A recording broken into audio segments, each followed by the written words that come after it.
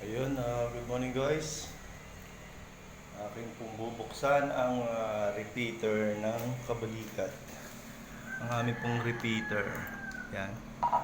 Madalas po kasi brown out dito. Kaya close open po. Ito po ang ginagamit namin na communication pagdating ng mga bagyuhan. Kabalikat Civicom. Yan, ito po ang aming maliit na opisina. Serbisyo publiko. Siyempre po, i-open ko rin po ang aming service vehicle pang rescue, ang chariot. Balikat Civicom.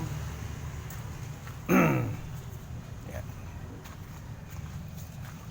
At po nating start. At medyo matagal na itong hindi nagamit. Sana yung start. Yun lang, lobat sa ang problema po dito, pag matagal na hindi ginamit, huwag natin i-choke. Ayun, nako, parang pahirapan. Nako. Ayun.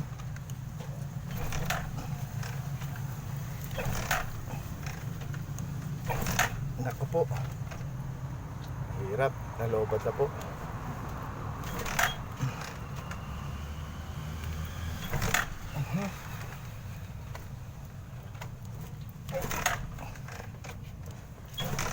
Ayaw niya na mag-start.